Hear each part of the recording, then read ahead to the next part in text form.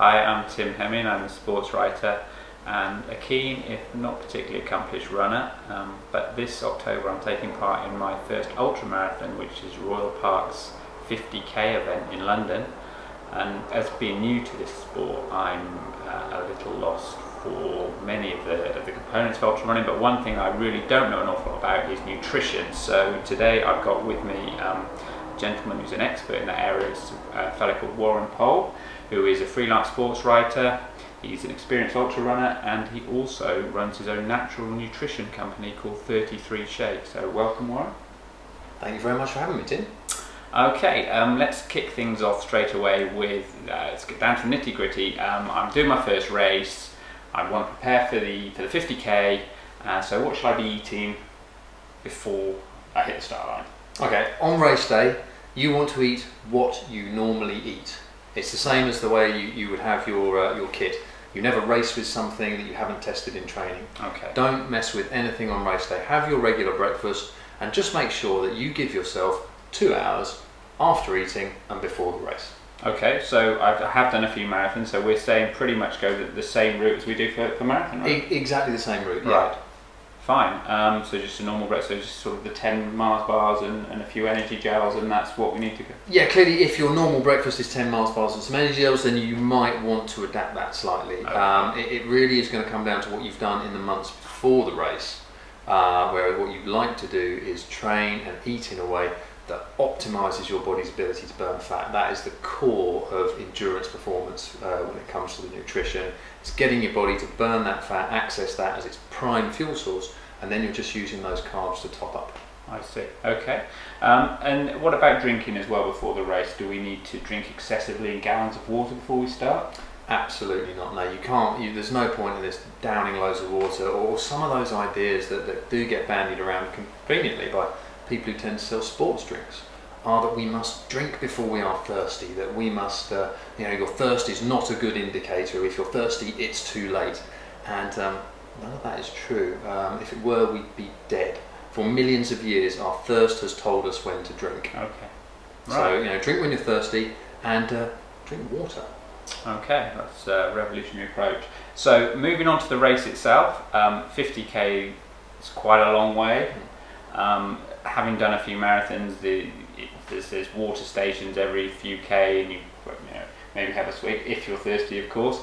But when the carb stores get depleted a little bit, what should I be using to top them up? Well, traditionally people have used energy gels and bars or sports drinks, and there is a problem with these, which is one of the reasons we started 33Shake. And the problem with that is they are all sugar. Maltodextrin, that is sugar. Glucose, fructose, whatever they are, you're getting a massive hit of sugar, and what that gives you is a big spike of energy, which is great, and then boom, it drops you off the other side. Now the only way to combat that problem is to have another one and another one, and you're locked into a cycle. The more you take, the more you need, and the more sugar your body ingests, the less able you are to access your fat stores for fuel. Ultimately, mainlining that stuff will make you less efficient. So in your training, you need to wean yourself off it, you need to get your body burning that fat, and then you're just going to top up gently. And if it were down to us, we've developed a gel based on chia seeds that is all low GI sugars, it's completely natural, and it doesn't give you that spike. Alternatively, a lot of other runners, they're still happy to use the regular gels. Yeah, because it does come to that point in a marathon or an ultra, if you are starting to push yourself, when you will feel like that you do need something extra. You're absolutely going to need it, and particularly in an ultra, but even in a lean body, if you're fueling from your fat, there's enough energy in a lean body in the fat stores to give you over 24 hours of activity, whereas your carb stores will only ever last for 2 hours. Now, traditional sports nutrition dictates that you fuel and run on those carb stores, and what do you know? That means you need to buy a lot of product and keep topping up. I'm sure you've been there. If you've ever tried to use that stuff over a long race, you feel very, very unwell, and that's simply because the body's not meant to take that much sugar. And do you have an advantage in an ultra because you're not running as fast as you would be in a marathon, and will that give your body a chance to adapt to more solid nutrition or more real food? Absolutely. In an ultra, and the longer the races go, the more this applies. There's definitely an argument that says real food, you don't need anything, you need super duper gel. use some sandwiches or something like that. Use real food, because you've got the time to gently eat it and to gently digest it. And you're quite right that unless you're right up at the sharp end there, in an ultra it's about that steady, and just keeping going. And on the practicality side, I mean, it's, I don't want to be carrying around a packed lunch under my arm or what have you. So, do you have any tips for how you take that stuff? It does depend on how long the race is, but one of the best things you can get for longer races, and really we're talking 50 miles plus for this, is to wear a small backpack. If you use a camelback, or one of those water bladder systems to drink from, then you've got your hands free. You're more likely to drink. 'Cause as you get tired, the very action of picking up a bottle, whether it's on chest straps or whatever, drinking, people tend not to do it. You think, I'll do it later. It doesn't happen. With the camelback, you've got the tubes right here. It's much easier to keep drinking. And the same, you want a backpack that's got either pockets on the waist straps or little pockets in the side, and you can maybe have your spare kit stashed in the main body of the pack along with the water, and then the ready bits of food you need are here. And again, you won't, this sounds like madness now, but when you're really tired and there's still 10 miles to go, even reaching to here for your food is too much. If it's zipped in your bag, you won't even eat it. Yeah. And at that point, you probably will run out of energy. Sure. So post-race, once we've crossed the finish line, we've got the finisher's medal, had a great day, then it's just a buffet, right? You can just tuck into whatever you want. And eating anything is better than eating nothing. Right. And at the end of a race like that, you are going to feel pretty virtuous. You've definitely earned it. After that long on your feet, all the fancies of pizza and cake and no doubt a couple of beers, that's going to be going on.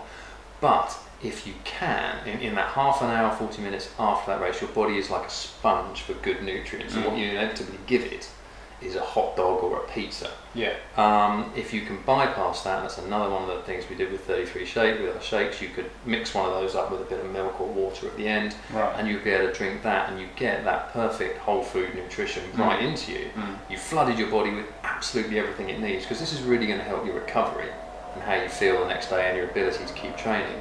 Then eat whatever you like after that. But the bottom line is, if you're hungry afterwards, eat something over nothing. Okay, excellent. Now you've mentioned your brand 33Shake a couple of times in there, so you've got a couple of plugs in. Nice. So just tell us a little bit more about that and what it can do for you. Is it just, you mentioned the gels, the chia gels in the race? Yeah. Is that the only thing that you do? No, we do two products, and one is it's a very high-end product. It's handmade. All of the ingredients are their whole natural superfoods, and this is for dedicated endurance athletes. This is it's a shake, so you get a blend of these superfoods. You mix them up in a blender with milk, coconut water, whatever you fancy, maybe a bit of fruit. Take it as a daily shake, and that is the ultimate foundation for your endurance diet. And we developed that because I had so many problems getting mine right, and I learned from a lot of elite performers who I'd met through the journalism job. Right. I got to interview. I always quiz them on their diet. A lot of them were using these superfoods. It's very hard to incorporate into your diet. So we found this way. We met this excellent nutritionist from Canada, a guy called Dan Mayer, and he has been studying them for 10 years. And then I gave him some ideas on endurance. He had all the knowledge on superfoods, put together this blend, and that's a one-stop nutrition foundation for endurance. Okay. The other one is the Chia Energy Gel. That's an in-race product, low GI, and it's just a natural product to keep you going when you're racing, because they don't exist, and we were trying to find something that wasn't processed junk.